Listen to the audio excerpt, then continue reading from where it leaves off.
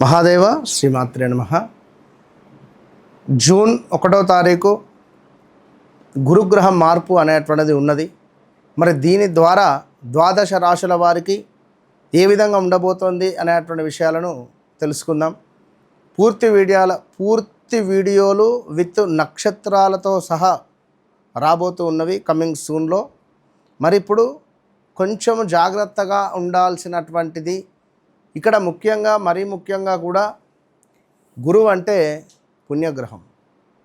ఈ గురువు పుణ్యగ్రహం అయిన సందర్భాలలో మరి ఇది ఉండేటువంటి స్థానాలు 12వ భావము, 6వ భావము, 8వ భావాలు, 4వ భావము లగ్నంలో ఉండడం ద్వారా కొంత మనకు ఇబ్బందులు ఎదురవుతుంది. ఈ గ్రహము మరి లగ్నంలో ఎవరికి ఉంటుంది? కర్కాటక రాశి వారికి. 4వ భావంలో ఎవరికి ఉంటుంది? మేషరాశి వారికి. 12వ భావంలో ఎవరికి ఉంటుంది అయ్యా అంటే సింహరాశి వారికి. 6వ భావము కుంభరాశి వారికి. 8వ భావము ధనస్సు రాశి వారికి. సో మేషరాశి, కర్కాటక రాశి, సింహరాశి, ధనస్సు రాశి, కుంభరాశి, ఈ 5 రాశుల వారు ఎవరైతే ఉన్నారో చాలా జాగ్రత్తగా ఉండండి. మన మిగిలిన రాశుల వారు అంటే వారికి అద్భుతంగా ఉంటుంది, నో డౌట్, ఎలాంటి ఇబ్బందులే ఉండవు. కానీ వృశ్చికానికి కొంత ఇబ్బందే ఉంటుంది. అదేవిధంగా తులాకు కూడా ఇబ్బందే. 10వ భావంలో గురుడు అంటే మనకు కొంచెం పెద్దగా ఇబ్బందే ఉంటుంది.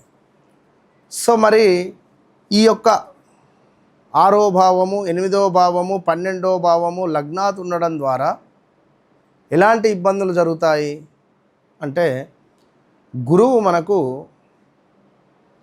ఈఎన్టీ అంటే గొంతు, చెవి, ముక్కుకు సంబంధించినటువంటి సమస్యలు వచ్చే పరిస్థితి ఉంటుంది. గొంతు ఎండిపోవడమో లేదా ముక్కులో మాంసం పెరగడమో, ఏమైనా ఆపరేషన్స్ జరగడాలో, అదేవిధంగా చెవికి సంబంధించి ఏమైనా చెవి వినకబడకపోవడమో, లైట్గా చెవి అధికంగా నొప్పి లేవడమో, ముక్కులో నుండి బ్లడ్ రావడమో, పిల్లలకు అధికంగా ఎండ దెబ్బ తాకి ఇలాంటివి జరిగే ఛాన్సెస్ ఉంటుంది.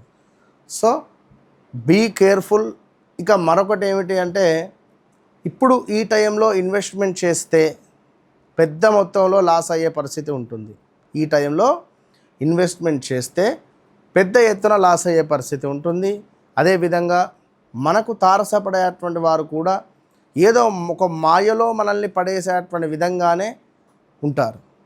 కనుక 1కి 2 సార్లు మీ వ్యక్తిగత జాతక రీత్యా నడిచేటువంటి దశ అంతర్దశలలో మీరు 1కి 2 సార్లు చెక్ చేసుకొని ఏమైనా శనైశ్వరుని యొక్క దశ నడుస్తుందా, రాహు దశలో నడుస్తూ ఉన్నదా, మరి మీకు వ్యక్తిగతంగా 6వ భావము కానీ 8వ భావం కానీ 12వ భావ అధిపతులకు కనుక నడవడం ద్వారా ఇవి మనకు టోటల్ లాస్ అయ్యే పరిస్థితి ఉంటుంది. ఇప్పుడు సుమారుగా 10 లక్షలు ఇన్వెస్ట్మెంట్ చేస్తాం, అది టోటల్ లాస్ ఈ సందర్భాలలో చేస్తే.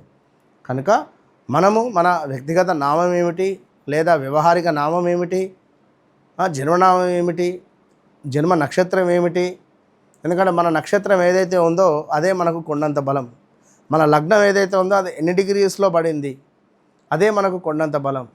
మరి అంతటి బలము మన జాతకంలో ఉండాలి. మరి మన జాతకరీత్యా ఏ గ్రహం ద్వారా మనము అత్యంత శుభాలను పొందగలుగుతూ ఉన్నాము, ఏ గ్రహం అధిపతి ద్వారా మనకు యోగం ఏర్పడబోతూ ఉన్నది, ఇలాంటి విషయాలకై తప్పకుండా వ్యక్తిగత జాతకాలను చెక్ చేసుకోవాలి. ఎందుకంటే గ్రహచారము గోచారము వేరువేరివి. కనుక గోచారమే, గ్రహచారమే, ఇవి 2 కూడా 2 కళ్ళ లాంటివి. సో ఇవి రెండింటినీ మనం ఎప్పటికప్పుడు చూసుకుంటూ ముందుకు వెళ్ళడం ద్వారా మాత్రమే అద్భుతమైనటువంటి ఫలితాలు మనకు లభించే పరిస్థితి ఉంటుంది.